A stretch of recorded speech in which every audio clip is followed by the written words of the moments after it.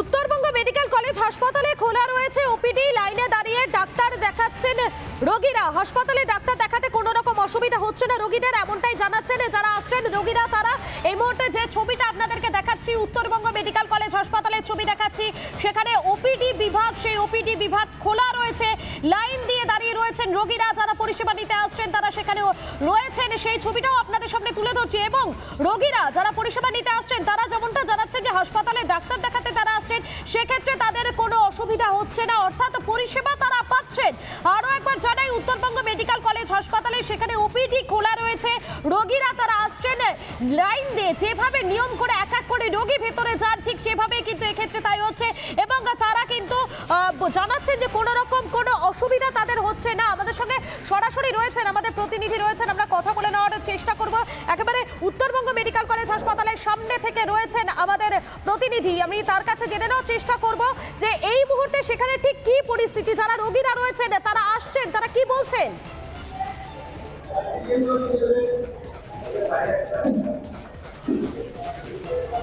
দেখো মধুকল্পিতা, এই মুহূর্তে কিন্তু আমরা দাঁড়িয়ে রয়েছি উত্তরবঙ্গ মেডিকেল কলেজ ও হাসপাতালে।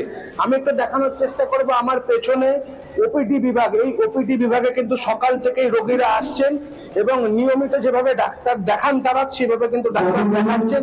পাশাপাশি লম্বা লাইনে তারা দাঁড়িয়ে রয়েছেন, এক এক করে ভেতরে যাচ্ছেন এবং ডাক্তার দেখাচ্ছেন। সকাল থেকেই কিন্তু রোগীদের এই লম্বা লাইন চোখে পড়ছে। পাশাপাশি যেভাবে নিয়মিত ডাক্তারবাবুরা রোগী দেখেন ঠিক সেভাবেই রোগী দেখছেন এবং এখনো পর্যন্ত ঘড়িতে প্রায় 1টা বাজতে যায়, সেই সময় পর্যন্ত কিন্তু রোগীদের লম্বা লাইন রয়েছে এবং এখানে কিন্তু তারা যেভাবে নিয়মিত রোগী দেখেন সেভাবে রোগী দেখছেন। আমি একটু কথা বলানোর চেষ্টা করব। দিদি, কোথা থেকে এসছেন? এখানে ডাক্তার দেখাতে পারছেন? কতক্ষণ লাইনে দাঁড়িয়ে রয়েছেন?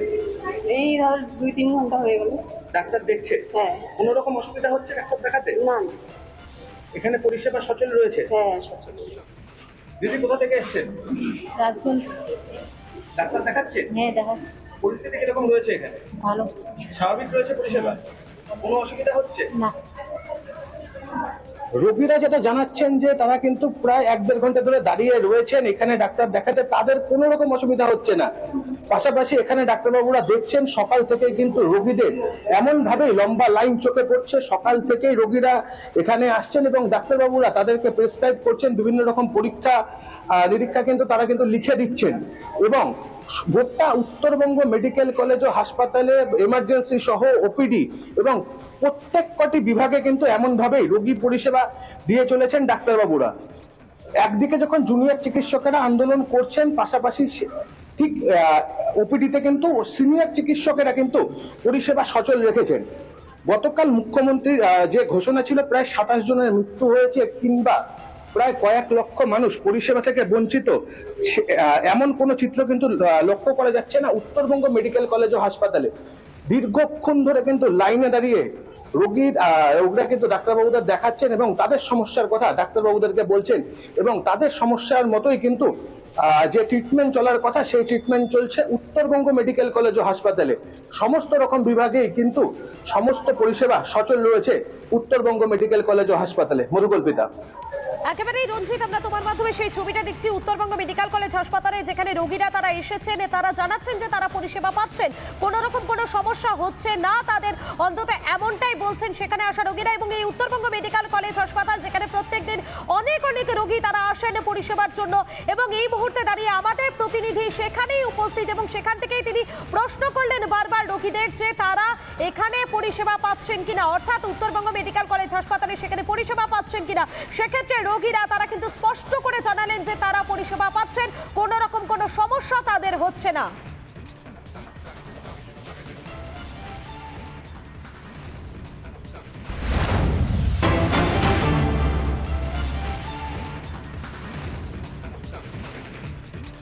আন্দোলনের মধ্যেই কর্তব্যে অবিচল চিকিৎসকেরা। আরজিকর হাসপাতালে মরণাপন্ন এক অন্তঃসত্ত্বা, তাকে প্রাণে বাঁচালো আরজিকর হাসপাতাল।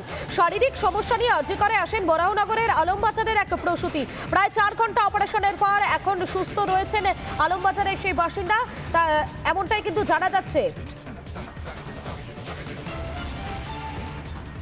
ऐसा नहीं लगा कि मैं सरकारी हॉस्पिटल में हूँ, जहाँ के लोगों का फीडबैक रहता है सरकारी हॉस्पिटलों में उतना केयर नहीं होता है। तो ये मेरे लिए एक बहुत अच्छा एक्सपीरियंस रहा और मुझे विश्वास नहीं हुआ कि इतना अच्छा ट्रीट किया गया यहाँ से।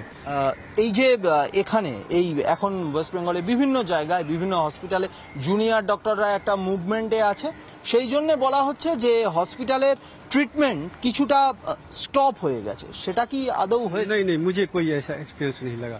जिस हिसाब से टीम का सपोर्ट था, चाहे जूनियर डॉक्टर हो सीनियर डॉक्टर हो, पूरा टीम लगा है और बाकी भी टीम का सपोर्ट रहा। जैसे मेरी वहाँ पे ब्लड बैंक में गया, उनका भी सपोर्ट रहा मुझे। ব্লাড ব্যাংক থেকে রক্ত যতটা দরকার ছিল हाँ टाइमली और बिफोर दे रहा था वो लोग क्विक।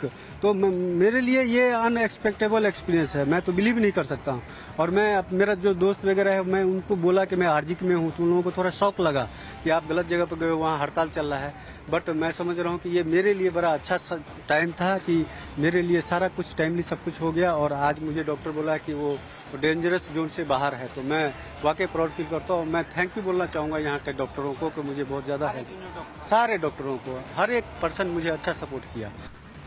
জিনিস যে এত বড় একটা যেটা চলছে আমরা সবাই জানি, অস্বীকার করে লাভ নেই, সবাই আমরা জানি কি চলছে না চলছে। তো সেখানে আমাদের যে একটা চিন্তা ভাবনার মধ্যে ছিল হসপিটালে গেলে সেবা পাবো কি পাবো না, উনি মাতৃত্ব অবস্থায় ছিলেন এবং পজিশন এতটাই খারাপ, এতটাই মানে সিচুয়েশন খারাপ ছিল যে ওনারা দেখে আমরা তো এইসব কিছু বুঝি না মেডিকেল পারপাস, কিন্তু ওনারা একদম যেটা থেকে বললো এটা টোটালি সিরিয়াস কন্ডিশন, ইমিডিয়েট যান। 10:30টায় আসার পর আমাদেরকে পেশেন্টকে ইমার্জেন্সি দেখে, ইমার্জেন্সি দেয়ার ওনারা অ্যাডমিট করে নেন।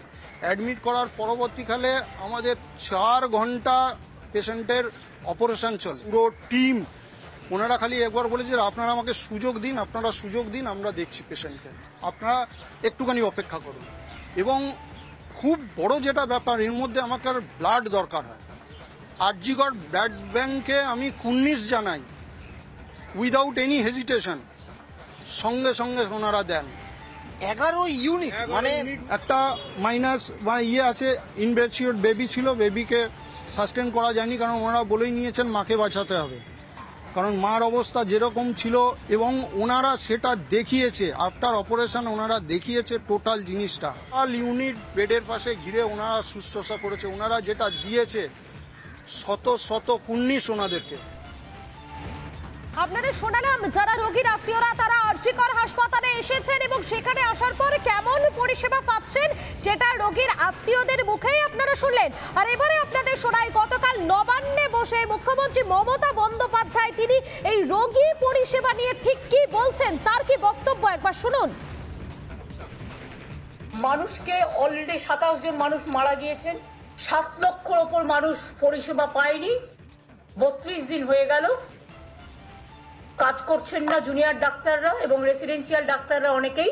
1,500 সিরিয়াস কেস, এমার্জেন্সি কেস, যাদের হার্ট অ্যাটাক হয়েছে, হার্ট অপারেশন হবে, তারাই 32 দিন ধরে অপেক্ষা করছেন। আপনারা শুনলেন রাজ্যের মুখ্যমন্ত্রী মমতা বন্দ্যোপাধ্যায় গতকাল তিনি নবান্ন থেকে ঠিক কি বলেছেন এবং মুখ্যমন্ত্রীর এই বক্তব্যের পরই স্বাস্থ্য ভবনের সামনে যারা আন্দোলনরত চিকিৎসকেরা তারা কি বলছেন, তাদের কি বক্তব্য একবার শোনাই। একটাই কথা বলবো যে উনি কি সিনিয়র ডাক্তারদের দেখতে পাচ্ছেন না, উনি চোখ বন্ধ করে আছেন। কারণ 93,000 সিনিয়র ডাক্তার আছে আমাদের এখানে, আর 7,500 থেকে 7,500 জুনিয়র ডাক্তার। তাহলে উনি যদি এটা বলে থাকেন যে 7,500 জুনিয়র ডাক্তারের জন্য এখানে স্বাস্থ্য ব্যবস্থা ভেঙে পড়ছে, ওনার সবার আগে ওনার ভেঙে পড়া উচিত। কারণ স্বাস্থ্য ব্যবস্থাটা পুরোটাই দাঁড়িয়েছে সবার জন্য, ঠিক আছে? তো উনি যদি মনে করেন যে 7,500 জুনিয়র ডাক্তারের জন্য স্বাস্থ্য ব্যবস্থা ভেঙে পড়েছে, তাহলে ওনার এটা ডিরেক্টলি বলা উচিত যে আমরা কিছু করতে পারিনি, জুনিয়র ডাক্তাররাই এখানে স্বাস্থ্য ব্যবস্থা চালাচ্ছিল, আমরা ফেলিওর।